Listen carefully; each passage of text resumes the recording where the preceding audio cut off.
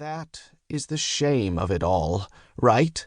He turned to face the wall behind him and sneezed, wiping his nose once more before turning back to face the class. Guess we are a people of repetition, never learning the error of our ways until those very ways deliver doom to our doorsteps. He released a contemplative with a hunch of his shoulders. Ironically, Dansbury stopped his lecture to stare at the tablet lying face up on the podium. After a few seconds, he pushed a button on the side of the device and swiped it off. He stared at the ground for a time, his handkerchief held to his lips in thought. The professor then shoved the tablet into his carrying case, along with a bunch of papers and notebooks, as he hastily ordered the class to read Chapter 15 and give their own ideas on what it meant to be in the now. By that time, Jacob and another guy were the only ones left in class. Everyone else had packed up and left. Why hadn't he noticed? Okay, guys, I'm releasing you early today. Almost everyone who cared to show up has left by now anyway, and I'm needed elsewhere. I'd urge you gentlemen to contact your loved ones right away and make sure they are okay. Things seem to have gone awry in the world today. Professor Dansbury paused and regarded Jacob and the other kids still staring down at him. Get out of here while you can. What is he talking about? Jacob thought as he watched the professor do a slow gallop to the door. Dansbury reached back into his pocket and retrieved his handkerchief for another loud nose-blowing before he vanished into the hallway.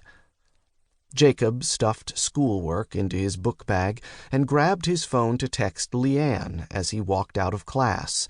They had plans to hit the campus Starbucks while she quizzed him on a math test coming up tomorrow.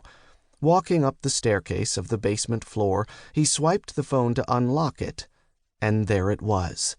In came a rush of notifications for missed calls, text messages, social media messages, and news updates. Jacob knew right then something was indeed going awry, as Dansbury warned just moments ago.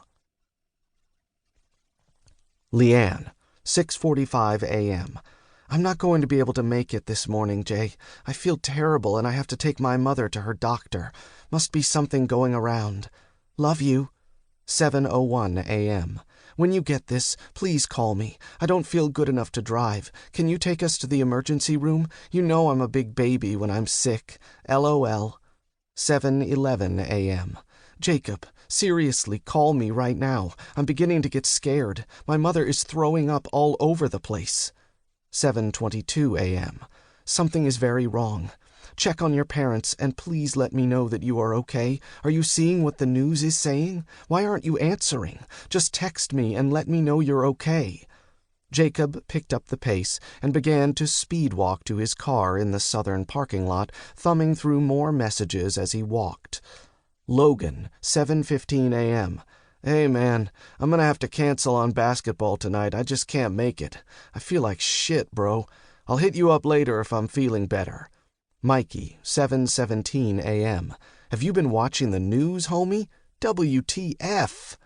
Kate, 7:21 a.m. Did you see the news this morning? What the hell is going on?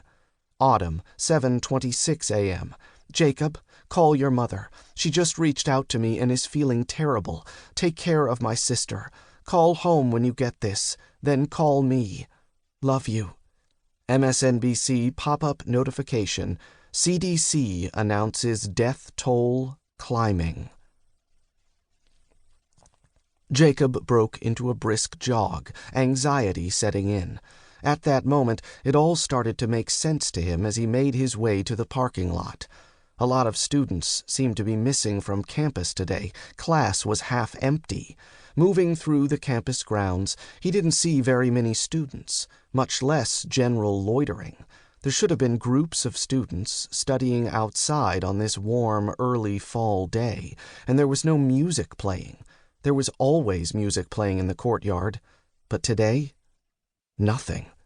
He looked up to see that the few people who were on site today were doing the same thing as him.